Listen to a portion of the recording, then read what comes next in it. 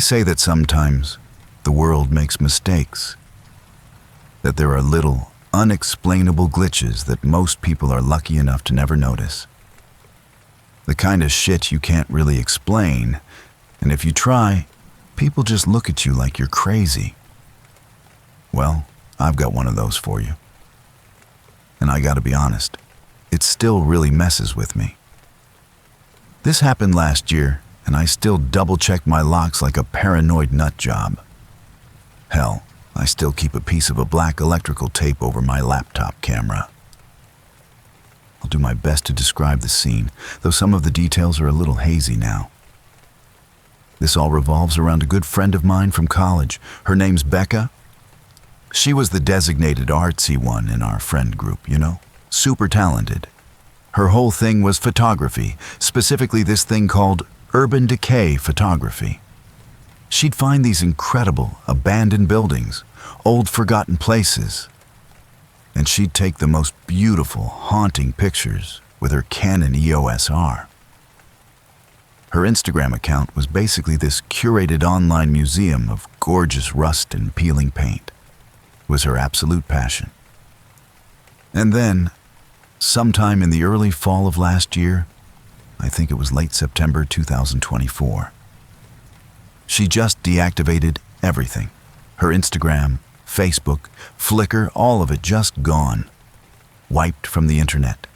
I was a little worried, so I sent her a text just to make sure she was okay. She hit me back an hour later and was just like, "I'm just going on a digital detox, dude." The internet is so toxic, so much happier now. And that was that. I figured, you know what? Good for her. We all talked about doing it, but she actually did. We texted a bit after that about normal stuff. She seemed totally fine, so I just let it go. The next couple of weeks sort of drifted by, and by then, we were in mid-October. It's one of those nights. It's late, probably close to 1 in the morning. I'm just sprawled on my couch, wrapped in a blanket, mindlessly doom-scrolling through Instagram reels. And as I'm flicking up, the suggested for you bar pops up. And right there it is. Becca's name. Becca's profile picture.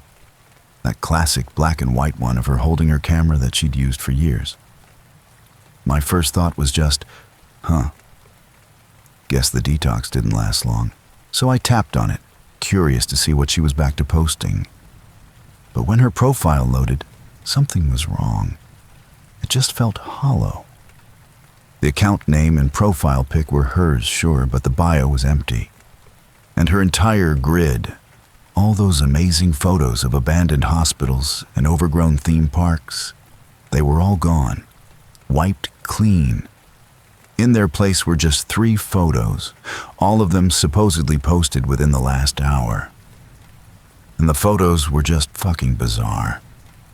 They weren't artistic. They weren't anything. The first one was just a blurry picture of the corner of a room. Just a bland, empty corner where 2 beige walls met the white ceiling. It was the kind of nothing picture you'd take by accident. The caption wasn't some witty quote as well. It was a string of numbers and letters. 407128N7400660W. Okay, that's weird. Maybe it's some new conceptual art thing. I scrolled to the next one. It was an extreme close-up of the wood grain on a door, so tight you could see the little fibers of the wood and tiny bubbles in the varnish. It was aggressively uninteresting. Just plain wood. The caption for that one was 092820230217, and the third picture was just a single old-ass running shoe. Maybe a gray New Balance, just sitting on its side in a patch of wet dirt and dead leaves. It looked like trash on the side of the highway. Its caption was just ID Ref 947B. This wasn't Becca's style at all. Her work was intentional and beautiful. This just felt cold, clinical, like some kind of evidence photos. I felt like I was out of options. so I did the only thing I could think of. I backed out of the app and sent her a text that was something like, "Hey, saw you're back on the gram. What's with the new weird, creepy-ass art project? Kinda gives me the creeps." My phone buzzed with her reply almost instantly. "What? No, I told you I deleted my account. It's still gone. You're probably seeing a fake profile or something. People are weird." Reading that text, my stomach did this weird little flip. A fake account, okay, that makes sense. But why post that? Why post these sterile, empty images instead of stealing her actual good photos? The whole thing was just bugging me, so I went back to the profile to block it, to just get this weirdness off my feed. And right as my thumb was hovering over the block button, I swear to God, in that exact split second before I pressed down, the screen refreshed. Just then, my phone screen lit up with a notification. It was for a new post that had just been published. My heart didn't beat faster. It just felt like it got heavier, like a stone in my chest. I slowly scrolled up, and there it was. The fourth picture. It was a photo of my television in my living room where I was sitting at that moment. It was showing Netflix, paused on the exact episode of Mike Flanagan's The Fall of the House of Usher. I'd been watching not 5 minutes earlier. I could see the soft reflection of the floor lamp next to my couch. I could see the corner of the stupid fleece blanket I was wrapped in. I could even make out the little scuff mark on the bottom right corner of the TV stand that I made last month when I moved my PlayStation. The caption was just 2 words: "Now playing." I felt the blood literally drain out of my face. A strange, cold static shot through my veins, a feeling that started in my gut and spread out to my fingertips. My phone clattered onto the couch. I fucking scrambled off the sofa, my legs shaky as hell, and sprinted to my front window. I yanked the blinds apart and stared out into the dark street. But it was absolutely empty. Just silent streetlights on empty pavement. No cars parked weirdly, no one standing in the shadows of my neighbor's yard. My hands were shaking so bad I could barely unlock my phone to call Becca. I didn't even bother texting. I remember my thumb jabbing the speaker button on the screen. When she picked up, I was just a rambling, panicked mess, spewing nonsense about the account, the photos, and my goddamn TV. I must have sounded like a complete lunatic, but the pure terror in my voice cut through. Her voice got dead serious, swearing up and down it wasn't her, that she was in another city right now, begging me to hang up and call the police and to just block the account. She kept repeating the same advice over and over, pleading with me to just block it and forget about it. She insisted it was just some kind of sick prank and that blocking it was the only thing to do. And while I'm still on the phone with her, my breath catching in my throat, trying to use her voice to anchor myself, my phone screen lights up with another goddamn notification banner right across the top of my screen. It said, "Becca's Lens 11 has started a live video." My chest didn't just sink this time. It completely bottomed out. And I don't know why I did it. It was like I wasn't in control of my own thumb. That morbid curiosity that makes you look at a car crash. I tapped on it. The video stuttered to life, and man, it was just a grainy and pixelated mess. For a second, I couldn't tell what I was looking at. And then the image focused. It was a view of a ceiling fan, slowly rotating. The one in my bedroom, with the one wobbly blade that makes that soft thwump-thwump sound I've been meaning to fix for months. The video was pointed straight up at it, from the perspective of someone lying in my bed. I was standing in the living room, and my bedroom door down the hall was closed. But the worst part, the absolute worst, most soul-shattering part of it all was the audio. The audio coming from the live stream. Through my phone's speaker, beneath the low-quality hiss and the gentle thwump-thwump of the fan, I could hear another sound, a faint, panicked, muffled voice. It was my voice, from the living room, talking on the phone with Becca. It was being broadcast live from inside my own fucking bedroom. I screamed and slammed my thumb on the end call button, cutting Becca off. My brain finally kicked into gear past the blind terror. I didn't block it, not yet.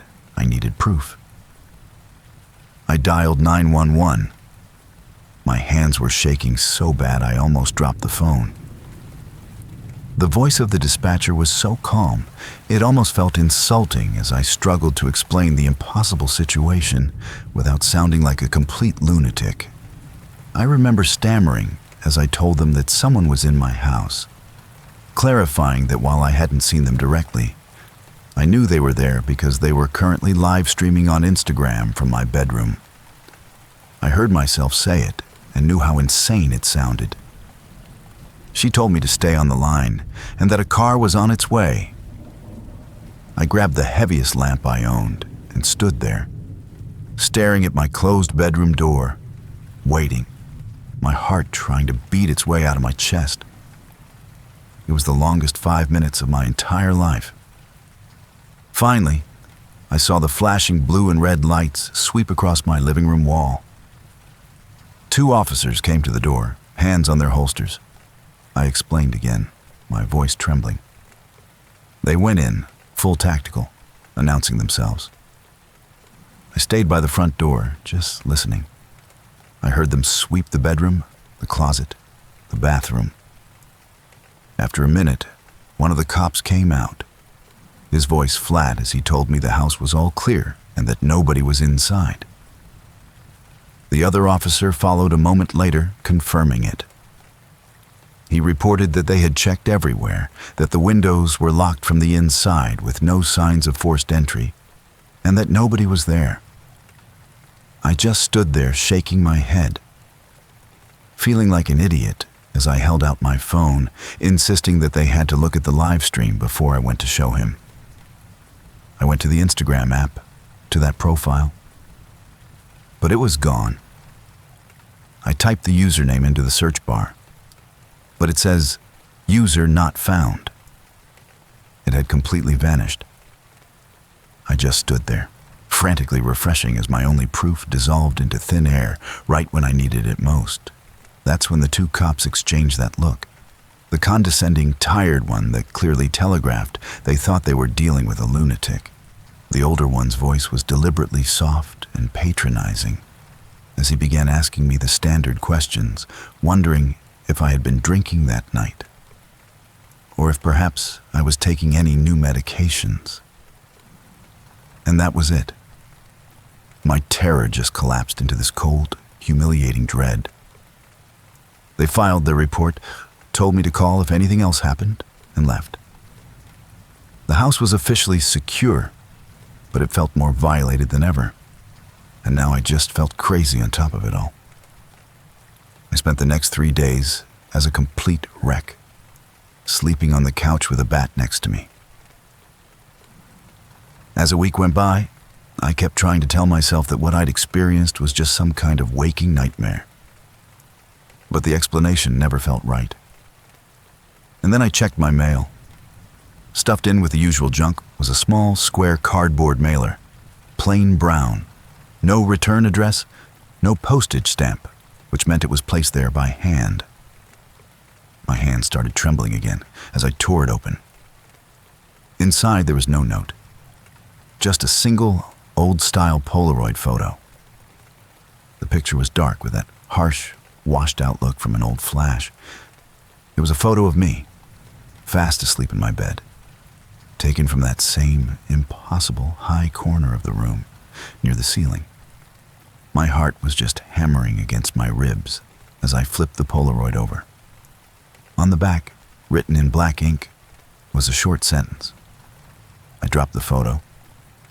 The handwriting, it was my own, Indisputably, unmistakably mine. The way I loop my G's, the way I don't connect the cross on my T's.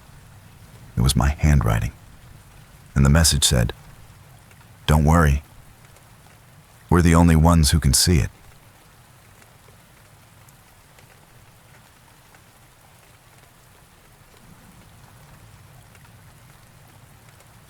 I've learned that you don't always find the strangest things in haunted houses or dark alleys. Sometimes they're waiting for you in the most boring places. And for me, it was a dusty little back room off the side of Massachusetts Avenue Station in D.C. The kind of place nobody thinks about unless they've lost a phone or umbrella. This was way back in 2004. I was juggling classes at UDC Community College and bouncing between part-time jobs, one of which was a weekend shift as the lost and found clerk at the station. I just worked part-time from Fridays through Sundays, 10 to 5. And while it was nothing fancy, it paid the bills. The station itself was busy but not overwhelming, filled with lots of commuters, folks in suits, students from nearby universities, and the occasional tourist hauling a suitcase like they had packed for a 6-month expedition. My little setup was just a small office wedged between an electrical closet and the security booth, and inside it had a log book, a plastic drawer cabinet, and a label printer that jammed like it had a personal grudge. In the beginning, at least, most of the stuff that came in was standard, like water bottles, mittens, and random books. Though sometimes we got weird stuff like a single high heel or a lunchbox filled with tiny rubber ducks. Our process was to log everything, tag it, and shelve it. And if no one claimed an item in 30 days, it went into storage or got tossed. Compared to everything else going on in my life, the job itself was easy, with no pressure and no chaos. I liked it because it gave me space to breathe. And I even started a little notebook of the weirdest shit people left behind. The top contender was a plush Garfield duct taped to a brick, though you shouldn't ask me why. The station was also slowly getting renovations with fresh paint, newer lights, and swapped out benches. And one of the regulars joked that they were trying to make the place less of a sad box, which would take more than beige walls and slightly brighter bulbs. Now, around May of that year, there was a big buzz at the station because the HFS festival was happening over at RFK Stadium. I remember it clearly because the whole place smelled like weed and body spray for 3 days straight. The Cure headlined on May 22nd, if I'm not mistaken, and we had a wave of people passing through all weekend. But a few weeks after that music festival, I first started noticing a red backpack. The first time that it showed up was on a Friday, and there was nothing flashy about it. It was just a small, worn-out Jansport-type bag that was a faded red color, like it had been through 100 wash cycles. One zipper was sticky, as if something sugary had spilled and dried up inside, and there was a weird circular orange stain near the bottom, like someone had set it down on a rusted surface. The thing was also always a little damp, not soaking, but just cold and clammy, like it had been left out in the rain and never quite dried all the way. I logged it with a tag, number, date, and general description before dropping it in bin 4. By Saturday, it was gone, with no record of pickup and no checkout slip. So I just assumed someone grabbed it and forgot to sign, which happens all the time when security swings by or a janitor moves stuff around. I went through the whole week thinking it was just a one-time weirdness. But then the next Friday, I saw it again. The same backpack in the same exact condition, still damp with a sticky zipper and that same faint orange ring. I checked the log, and here's the weird part. It had already been logged the Sunday before, but my name wasn't on it, just the date, a vague, found in West Terminal note, and with no employee name. This was weird because I worked Sundays, and was the only one doing full weekend shifts at Lost and Found, with no backups or floaters touching that corner of the station from Friday to Sunday.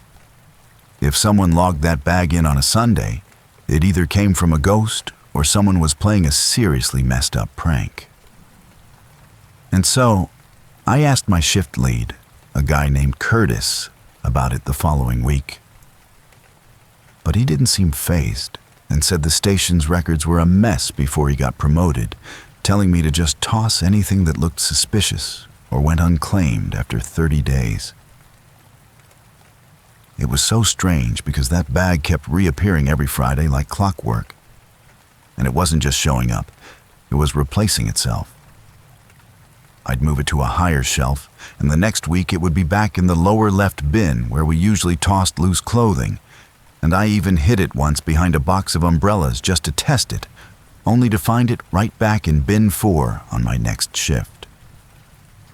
No one ever saw anyone bring it in, and the security cameras were useless, either showing nothing or something so ordinary it made 0 sense. Like 5 straight hours of a perfectly still hallway, as if the tape had been scrubbed clean or something just didn't want to be seen. I felt this strange compulsion to finally open it, a need to know why it was so much heavier than it looked, as if there was something dense inside. I expected old textbooks or maybe a brick, but all it had was a cheap, clear plastic bottle with no label and a blue cap, looking like something you'd grab from a vending machine for 75 cents. The bottle was cold, not fridge cold, but freezer cold, which was strange because the bag had been sitting out for hours in our stuffy concrete box of a lost and found room, a room with no windows and a weak AC. I cracked it open a bit just to see if it was leaking, and immediately got this weird smell like wet metal, similar to rusted pipes in an old basement, with this nasty sweet undertone like something dead had been soaking in coins, which made my mouth water in a bad way. I put the cap back on, sealed the bag, and logged the contents just in case. A kind of paranoia began to set in after that, and I started checking the weekend logs more closely. And sure enough, every Sunday, that red backpack would get signed in with the same generic entry in the same handwriting. But none of the other weekend staff ever saw who brought it in, and even security was blank on it. One Sunday, I came in an hour early just to see who was dropping it off, sitting at the bench near the station bathrooms with a coffee in hand while fake reading a newspaper and watching the terminal, the bins, and the desk. I saw nothing and nobody. But when I walked in to clock on, there it was, already logged and shelved, and I swear the back of my neck went ice cold, like I was being watched by something that wasn't a person. Then one weekend, a woman came in asking about a lost lunch tote bag and said she used to work at the booth a couple years ago. We chatted while I searched the bins, and out of nowhere she asked if I was the one who took over for the kid who worked the weekend shift before her, the guy who went missing last year. I kind of laughed it off, but she said his name was Mark or Matt, something like that, and that he had just stopped showing up one Sunday, leaving all his stuff behind. I just kept my cool and helped her find her bag, but I couldn't stop a weird thought from popping into my head. A weekend clerk that just vanished. For a split second, my mind jumped to the red backpack, but I immediately shut it down. It was a crazy, paranoid leap to make, and I tried to convince myself I was just connecting dots that weren't really there. A few more months passed, and the backpack just became part of the quiet weirdness of the job. Then, by the time my last week at that place finally rolled around, after I'd already given my notice for a new warehouse gig in Arlington, I came in that Friday like usual, and it was there. My first instinct was to just ignore it, to walk away and let it finally become someone else's problem. But something made me pause. It was my last shift, my last chance to ever see it again. A final wave of morbid curiosity got the better of me, and I decided to open it one last time. When I opened it, the familiar freezing cold bottle was just sitting there, still giving off that same stink, like wet pennies left in a busted drain mixed with something that made the back of my throat itch. But as I reached for it, I noticed something else tucked underneath it. Something new that had never been there before. It was an employee name tag, and it was dirty and greasy, like it had been buried somewhere wet. The edges were warped, and the plastic clip was half snapped off, covered in the kind of grime that sinks into stuff and smelling of mildew and that weird sharp stink of old paper rotting in a basement. It had the same design as my own tag with the same plastic clip, but the name was faded and rubbed off. And the only thing I could make out was the first letter. It was letter M. I put it down and stepped back with my fingers freezing, and I checked the bottle again, thinking maybe it had ice inside. But there was nothing. For a split second, I thought the liquid inside twitched. Not rippled, but twitched like a muscle under skin, which made my stomach turn as if whatever was in there wasn't just liquid anymore. I shoved it back in the bag, zipped it up, and just left it sitting there in bin 4 and clocked out. I figured that was the end of it as I started a new job with a new schedule and was finally done with that weird-ass room and all the red backpack nonsense. I was too busy adjusting to warehouse work with its graveyard shifts, forklifts, and aching feet to think about it much. But about a month later, I woke up one Saturday around noon, checked my old email out of habit, and found a message flagged as unread from my old Lost and Found station account, which should have been disabled. I never gave out that address or logged back in. But there it was. The subject line was blank, and the email was this random combination of numbers and letters with a timestamp of 4:42 a.m., and the body of the email contained just a photo. It was a picture of bin 4 with the same red backpack sitting exactly like I had left it. But the angle was weird, like the picture had been taken from inside the bin. And there was a shadow in the corner of the frame of something human-shaped, leaning and watching, with no face.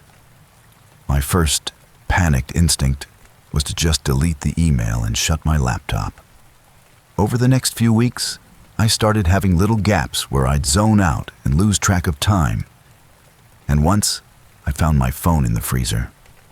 Another time, I checked my work locker, and there was water pooling in the bottom. Just a tiny puddle that smelled exactly like that metal stink from the bottle. It started messing with my sleep, and I'd wake up at exactly 4:42 a.m. every night, even if I went to bed at 2. So I finally started sleeping with the TV on, just to drown out the silence. I just couldn't function like that anymore. The constant feeling of being on edge was too much. I quit that job 2 days later, giving them a vague excuse about having too much going on with school. Then, I stopped checking that email and blocked anything even remotely connected to the station. I never visited the station again. But one time a few months later, I checked my spam folder. Buried between junk promos and fishing garbage, there it was. A video file with no subject and another random email. Just a weird string of numbers for the file name and that same damn timestamp of 4:42 a.m. The file contained just 13 seconds of static, then a wet dragging noise with no video, just black. I deleted it, but I don't think it mattered. It made me realize that whatever was tied to that red backpack, it wasn't lost. It was just waiting to be found. And I think it finally found a home.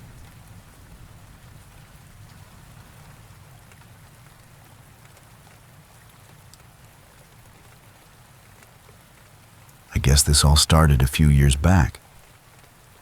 During my sophomore year of college at the University of Washington, I was a broke-as-hell poli-sci major, and my friend sent me a link to a post on this super-exclusive neighborhood Facebook page for Bainbridge Island communities.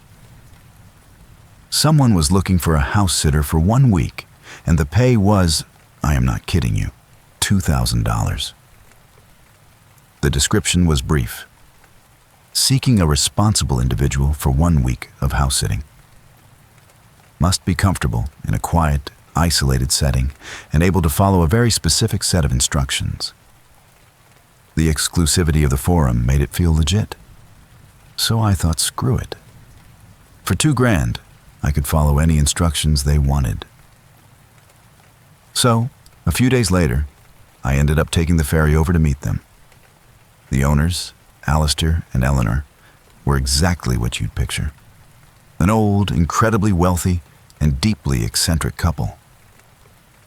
Their house was this stunning modern mansion right on the water, surrounded by dense woods, all sharp angles and giant glass walls. Eleanor walked me through, showing me the important stuff.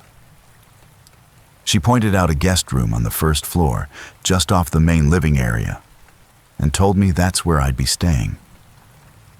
Then she handed me a single laminated sheet of paper with the house rules printed on it.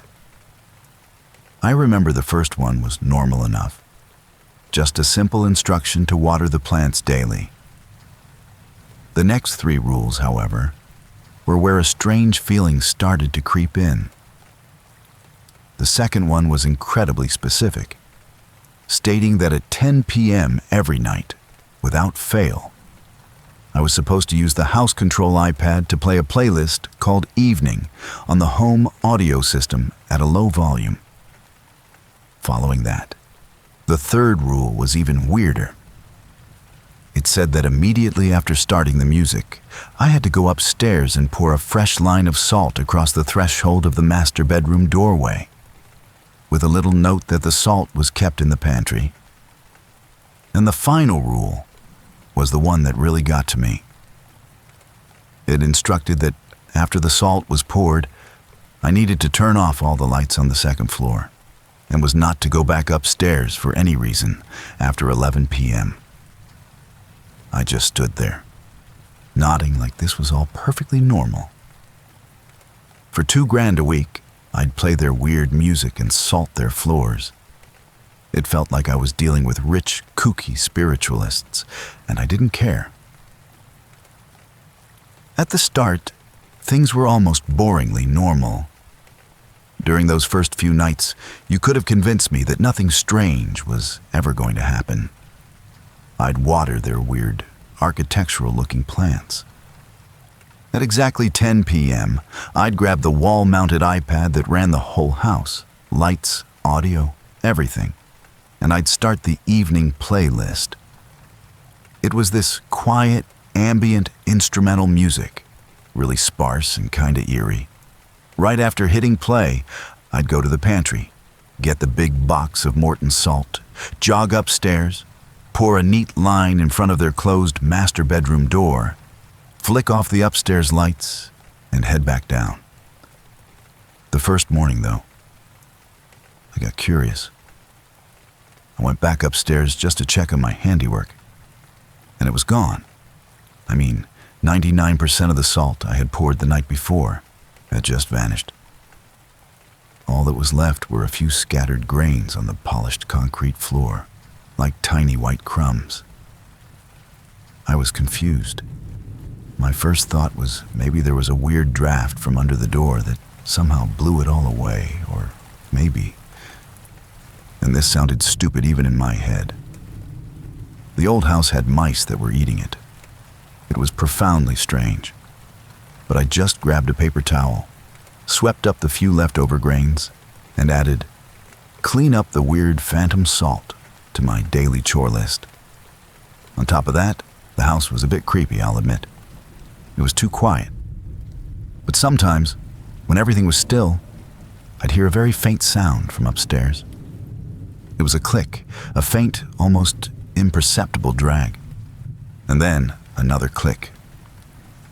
It sounded a little like a big dog's nails on the hardwood floors up there, but it was heavier and slower, more deliberate.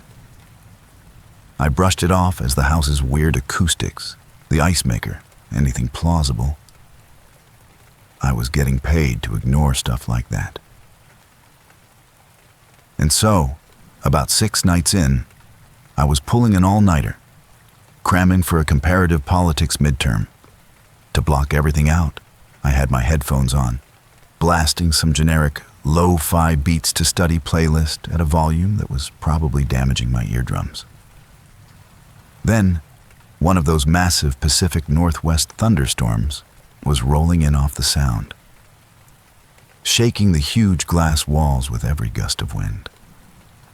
I was deep in my textbook, totally in the zone. My laptop battery has always been shit, so I had it plugged into the wall, a ticking clock on its own.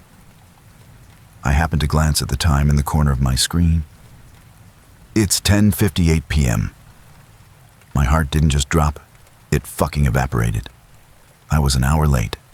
I ripped my headphones off, my mind racing. My 10 p.m. alarm, why didn't it go off? I scrambled for my phone and saw why. 3% battery, the screen dim on power-saving mode. The alarm notification was there on the lock screen. I had completely missed thanks to the headphones. Panic surged through me. I bolted from my chair, a frantic apology already forming in my head for the rich owners, and ran for the house control iPad on the wall. My only thought was to get the music playing, even though I was already late, as my finger was literally an inch from the screen. There was a brilliant flash of lightning lit up the entire property, followed by an immediate, deafening crack of thunder. And everything went pitch black. The power was out. My laptop, which was running directly off the wall power because the battery was a joke, died instantly. The silence was absolute. My first thought wasn't fear. It was pure annoyance. I hadn't started the music. I hadn't done the salt. I broke the routine. And in that sudden, deafening silence, I heard it. It was the clicking. It wasn't faint, and it wasn't upstairs anymore. It was on the ground floor. It was coming from the far end of the long, dark main hall. It began with a sharp click, followed by the long, drawn-out sound of something heavy being dragged across the polished concrete floor, and then another click echoed in the silence. The sound was 100 times louder, 100 times more intentional without the low hum of the house around it. And it was coming towards me. My brain went into pure panic mode. I needed to pour the salt upstairs. But rule number 4 slammed into my head. Do not go upstairs at 11 p.m. And even if I had dared, the staircase was in the main hall too, right where the clicking sound was coming from. My panicked brain made a snap decision. The salt must be for protection, so I have to protect myself. I bolted for the kitchen, fumbling blindly in the dark, my hands patting the cold counters until they found the pantry. I grabbed the salt box and sprinted back, not to the stairs, but to my guest room on the first floor. The clicking was halfway down the hall now, slow and steady. I got to my doorway, my hands shaking so violently I could barely open the box. I started frantically trying to pour a line across my own threshold, and in my terror, I fumbled and dropped the damn box. Salt went everywhere. And the clicking stopped. Instantly, it stopped right there in the hall, just outside my open door. I didn't hesitate. I kicked the door shut, slammed my body against it, and fumbled for the lock until I heard it latch. A second later, a deep, heavy thud impacted the wooden door right in front of my face, as if something impossibly heavy had just leaned its full weight against it. I scrambled backwards, ran into the room's attached bathroom, locked that door too, and sat in the empty bathtub, shaking for the rest of the night. In what felt like some kind of weird, planned moment, the power flickered back on just as the sun was starting to rise. And the very first thing I heard was the faint, eerie notes of the evening playlist coming from the house speakers. I froze.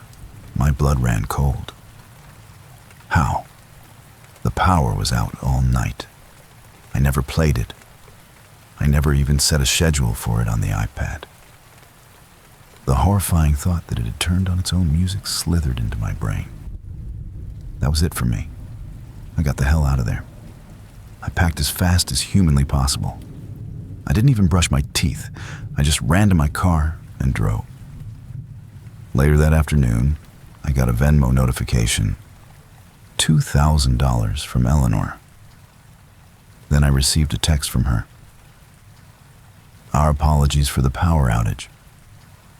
It notified us on our phone last night. The backup generator should have kicked in immediately. It must have had a delay. We hope the disruption wasn't too much trouble. I was shaking with anger and fear. I had to know. I texted her back. No offense, but what the hell is in your house? And what was the point of all those crazy rules? Was that all for me? It took a few agonizing minutes for the 3 little dots to appear and then disappear. Then her reply came through. Her text read, "Oh, you misunderstand, dear. The rules weren't for your protection. They were for his comfort. The music soothes him, and he enjoys the taste of salt. He's very shy, you see. But he gets terribly agitated when his routine, especially his evening snack, is disrupted."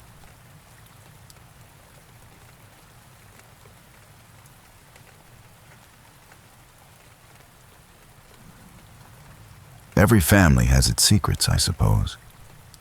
In ours, the strangest one was tied to a recipe. The kind of dish that's so good it becomes a legend. The one that defines every holiday and get-together. For my family, that was my grandma's chili. Now, before I get into the thick of it, you have to understand something crucial about my abuela. On the surface, she was a devout Catholic. Never missed a Sunday Mass. Rosary beads always in her purse. But underneath that, she was deeply, deeply superstitious. She grew up in a small village on the outskirts of Iquitos, Peru, a place where the Amazon jungle sort of bleeds into daily life, and where folk traditions and spiritual healing, what they call curanderismo, are just as real and respected as any doctor's prescription.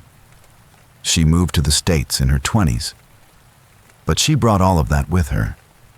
This quiet, serious belief in a world layered on top of ours.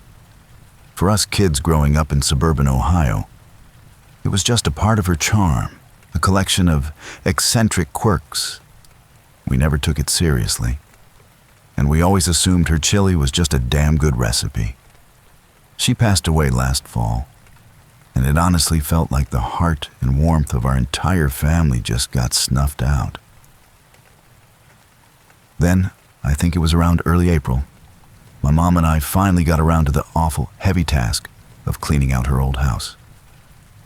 It was one of those 2-story places built in the 30s, full of character, old dust, and forgotten things. We were in the kitchen, a time capsule of faded floral wallpaper and Formica countertops, sorting through spice jars, when I found her little wooden recipe box. It smelled faintly of cinnamon and old paper. I was carefully flipping through the handwritten cards, all in Spanish, of course, when I pulled one out that felt different. It was much older than the rest. The cardstock yellowed and brittle, almost like a dead leaf. The top edge was torn off, so the only part of the title that remained was the single word, chili.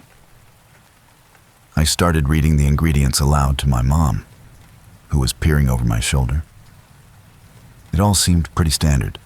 carne molida, frijoles, cumin, oregano, a truly ridiculous amount of chili powder. It all made sense until we got to the very last line. There, written in her elegant but fading cursive, it said, "Un poquito del cofrecito," which means a little bit from the small ornate box. The problem was, the very bottom of the card had also been ripped off. The instruction just ended there. We had no idea what it meant. At that point, it was more than just simple curiosity. It was a deep, nagging feeling that I had to know what was happening. I headed down the rickety wooden stairs to her creepy old basement. You know the kind. Stone walls that are always vaguely damp, a single bare bulb casting long shadows, and that unique smell of cold earth and dust. I scanned the cluttered shelves, and there, pushed way back, I saw it.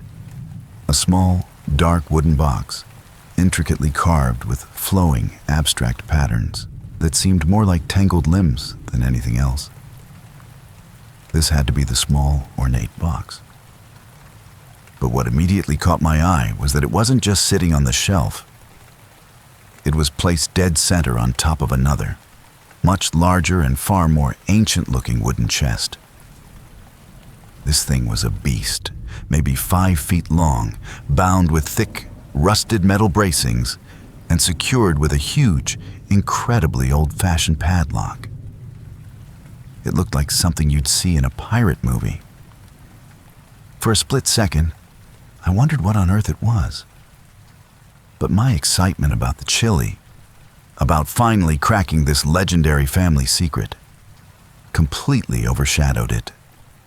I made a quick mental note to ask my mom about the big trunk later. A note I would immediately and completely forget. I carefully took the small, ornate box down, blew off a layer of dust, and opened it. Inside, nestled on some faded red felt, was a fine, grayish powder, almost the color of ash from a campfire, but with a strange, silky texture. I leaned in and sniffed gently, but it smelled nothing. I showed it to my mom, and we figured it must be some kind of ridiculously rare, imported spice blend. My grandpa had traveled a lot for work back in the 60s and 70s, so our best guess was he brought it back from some exotic market in Asia or South America. Seemed harmless enough. I put the little box in my coat pocket, my mission accomplished. I had this naive, almost childish idea in my head that I could be the family hero, and that following weekend, I decided to try. I hosted a get-together, inviting my cousin Maria, my best friend Jake, and a few friends. The main event? Abuela's chili, made by me. I followed that old, torn recipe card like it was scripture. The whole apartment filled up with this rich, amazing aroma. Then came the final step. I pulled out the small, ornate box, a little thrill going through me. I opened it, measured out one single, perfectly level teaspoon of the strange gray powder, and sprinkled it into the simmering pot. It just vanished, dissolving instantly without a trace. An hour later, everyone was there, and I served it up. Guys, I need to be absolutely clear about what happened next. This wasn't just a good meal. The moment when the chilies hit your tongue, and it was like a silent, slow-motion explosion deep in your brain. It bypassed taste and went straight to pure euphoria. The usual happy chatter of the party just faded out. The room went quiet as every single person just stared down at their bowl, completely lost in the experience. I watched Jake take his first bite, his eyes going wide with a look of utter, unadulterated awe. He later described it as transcendent, and that was the perfect word. The vibe in my apartment became this blissful, almost holy hum. It was the warmest, happiest, most connected I'd ever seen my friends, and it was profoundly, deeply unnerving. They didn't just have seconds and thirds. They scraped the pot completely clean, even using bread to wipe up every last molecule. Nothing was left. It was the next day, however, that the subtle weirdness began to shift into something more concrete and unsettling. The texts started flooding in, not just complimenting me, but begging for another batch. They were all pleading. It felt less like they enjoyed my cooking and more like I was a drug dealer who'd given them their first free hit. Then it escalated. Jake showed up at my apartment. He looked absolutely awful. Pale skin, dark circles under his eyes like bruises, his hands trembling just slightly. He told me he'd tried to eat a sandwich for lunch, and it was like chewing wet cardboard. He couldn't taste anything. His voice cracked when he said he just needed to feel that good again. The desperation in his eyes, the way he looked at me, that scared the absolute shit out of me. He was like a junkie going through a hard withdrawal, and I was his dealer. The real turning point, though, the thing that pushed this from scary to something much darker, was a call from Maria a few nights later.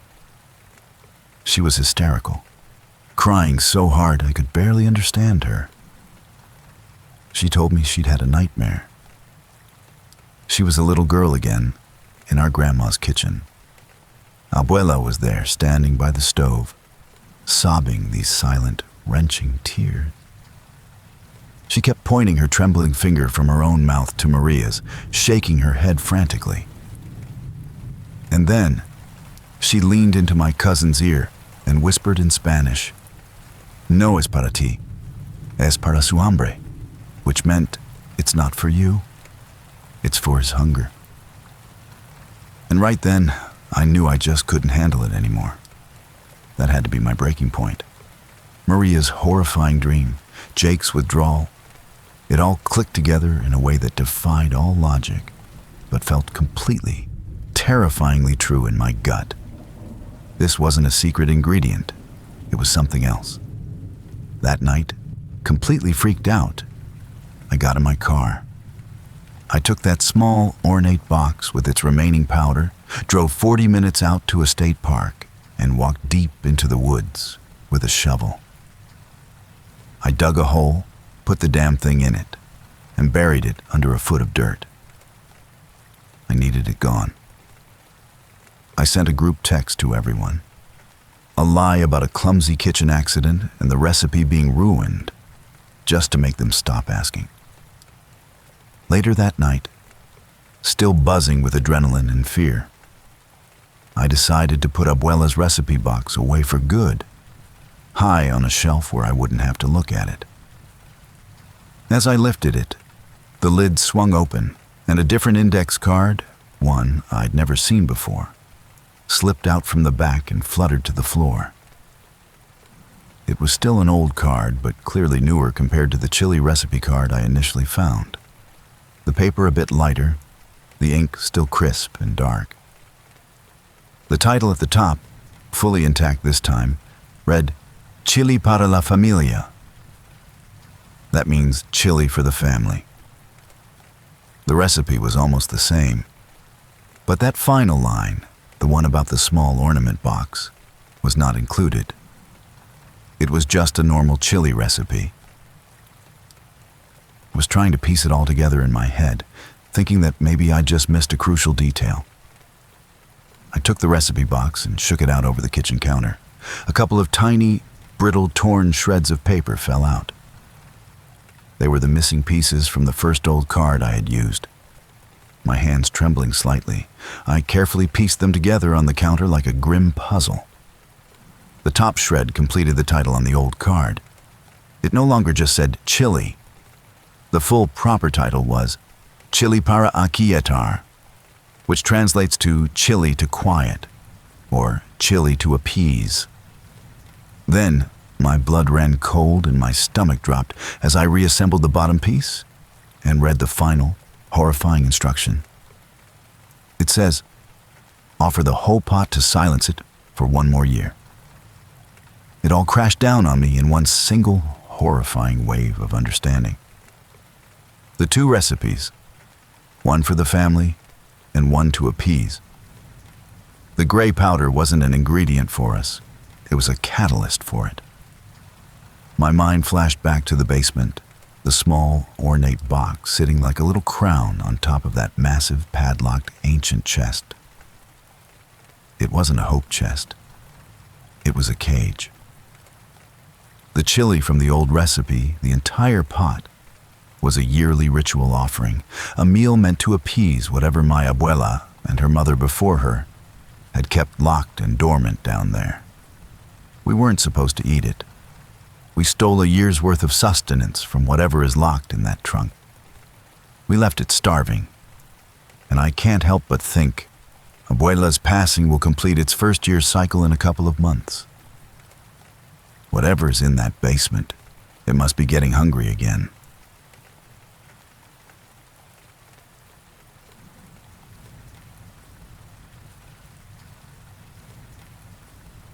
When I was just trying to get my life together, I didn't really have the mental energy to deal with anything strange.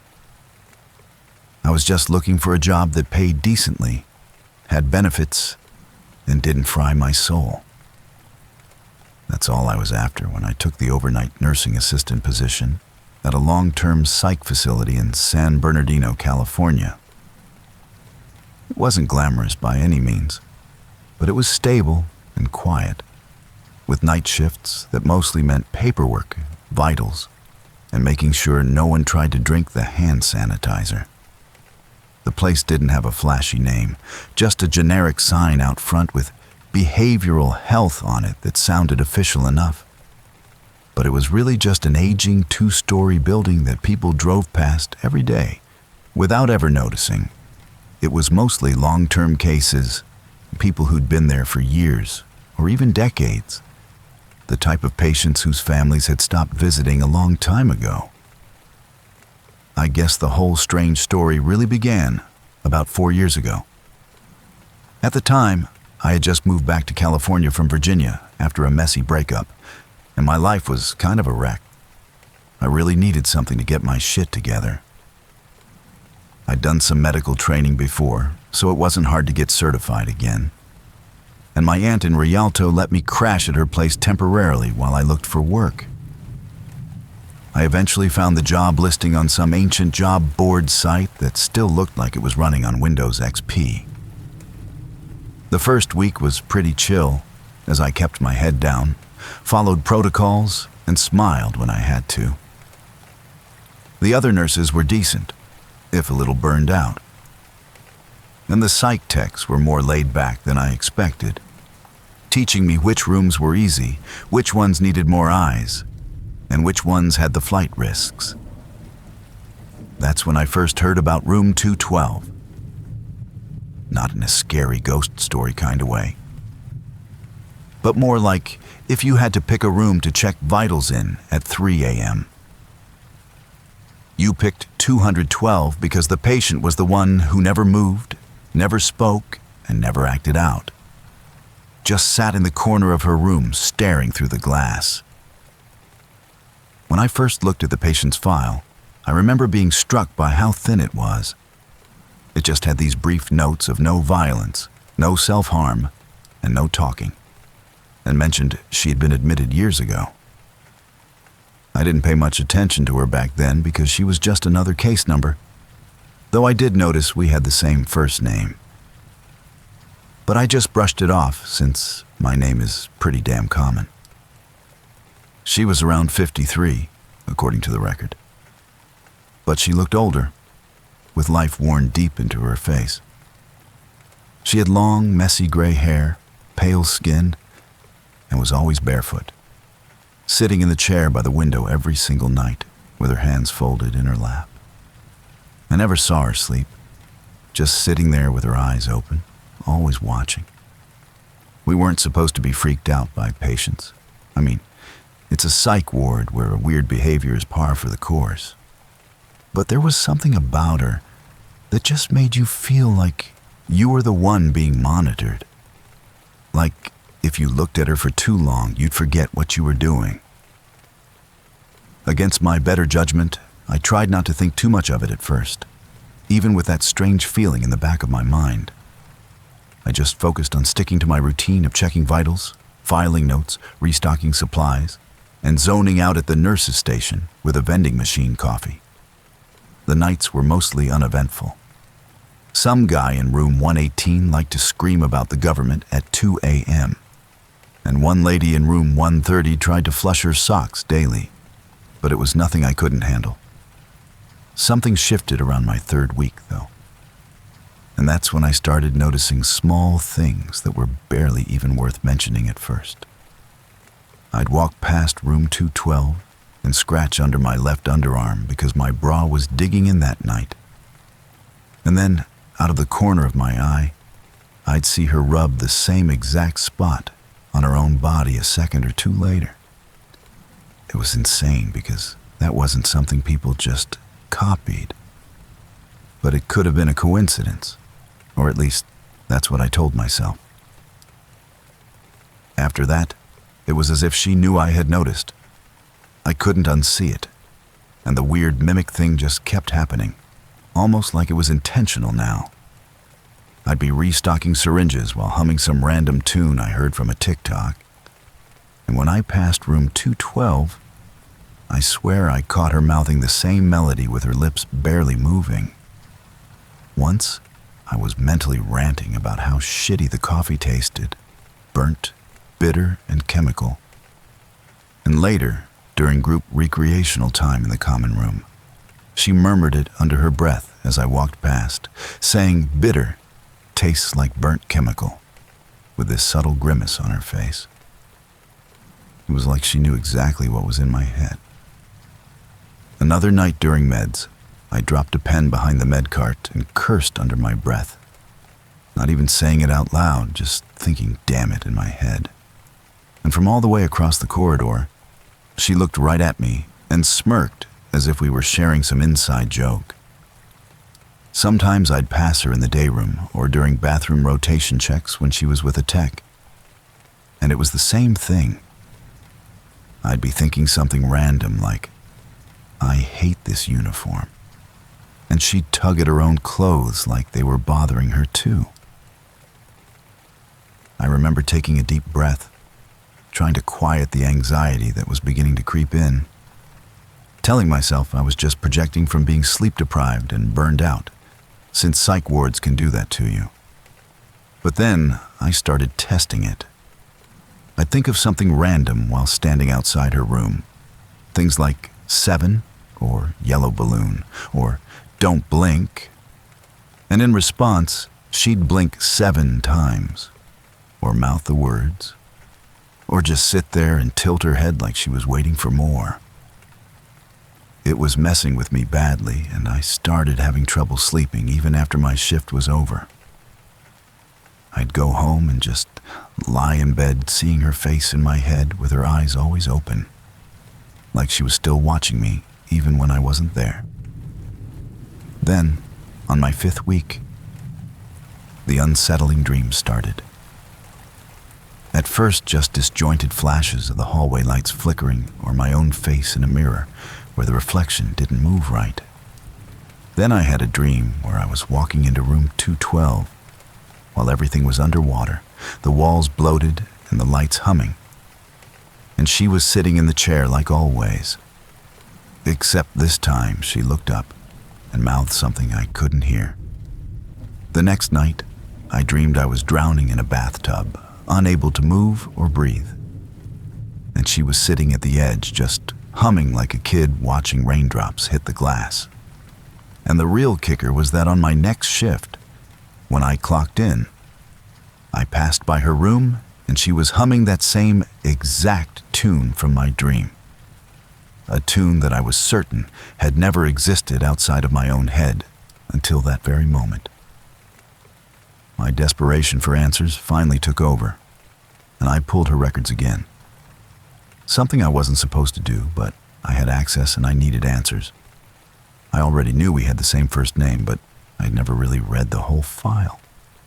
That's when I saw her middle name, which was the exact same as mine, spelled the same way and everything. It wasn't a common one either. It was my mom's family name before she got married, passed down from her Lebanese side after her parents immigrated here in the 60s. And I had literally never met anyone else with that name in my entire life. It was creepy in a way that made the whole room feel colder, like a draft of ice-cold air just curled around the back of my neck. Her file revealed that she was admitted back in 2006 on an involuntary hold that was later extended to a long-term commitment, with a diagnosis that had changed over time from schizophrenia to persistent delusional disorder. The file also contained one old, low-res photo, a picture of her from when she was still young, maybe in her early 30s. My breath caught in my throat as I stared at her picture. I realized that she looked like me. It wasn't an exact copy, but the resemblance was close, too close, like she could be mistaken for my cousin or a rough draft of me. Then I saw it. We had the same birth date. Her hometown was listed as Salem, Indiana, while mine was Salem, Virginia. The only logical explanation I could cling to was that this was all just tired paranoia. But then I found the Post-it note, one of those sticky notes folded and wedged under a keyboard at the nurse station that no one had claimed all night. When I finally unfolded it, I saw 5 words written in tiny, neat letters. You dream loud. I hear. I didn't even finish my shift properly that night. I just sat in the staff room and stared at the vending machine until morning. From that night on, she never took her eyes off me, not even when I tried to catch her off guard. I'd walk by at 4 a.m., and her head would already be turned, staring at the hallway like she knew I was coming. And the worst part was that sometimes I'd catch myself already looking in her direction too, like I was syncing with her without even meaning to, like something was already starting to bleed through. After that, I could feel myself starting to slip. There was this heavy pressure in my chest that just seemed to get worse with every shift. My supervisor mentioned I looked pale, and one of the older nurses even offered me ginger tea like I had morning sickness or something, which I just laughed off, even though I was barely hanging on. It was the night of a power test, when they were cycling emergency backups for maintenance, and we were told some wings might lose power for a few minutes. It happened around 2:47 a.m., and the lights blinked out for maybe 6 seconds. The emergency exit signs still glowed red, but everything else went completely black. And in those 6 seconds, standing outside room 212, I saw her reflection in the glass window move, not like shifting in her chair, but walking toward me, even though she herself was still sitting perfectly still behind the glass. When the lights came back on, I was 10 feet down the hall without even remembering stepping back, my hands shaking so badly that I dropped the vitals card. It wasn't until I was halfway through my shift 2 days later that I realized her room was empty. She was just gone, with no warning or update from the administration. Her room was just empty, with new linens and a new patient scheduled to transfer in from Rancho Cucamonga. I asked about it and was told she was moved to a higher security facility upstate after a new psychiatric evaluation flagged her with a risk marker for threat indicators, whatever that meant. Her room was cleared and sanitized with nothing left behind, except for one thing. Tucked under my time card in the locker room was a folded square of notebook paper with the same tiny handwriting as before that said, "You'll be back soon," just like last time. I couldn't tell anyone, because how do you even explain something like that without sounding like you're the one slipping? I sort of lost track of time after that. But a few nights later, I was walking past the nurse's station mirror on the east wing, one of those big, warped mirrors that makes everyone look a bit off. I was running on 2 hours of sleep and bad caffeine, and when I blinked, my reflection didn't. I stood there for what felt like a minute, trying to prove to myself it was just a trick of the light, and then the reflection blinked while I didn't. Then, a few weeks ago, I caught myself humming the bathtub tune from the dream, just walking around my apartment humming it like it was something I grew up with. And every once in a while, when I check my face in the mirror before bed, I see something for just a second. A small, involuntary smile I didn't mean to make. A smile that I know isn't mine.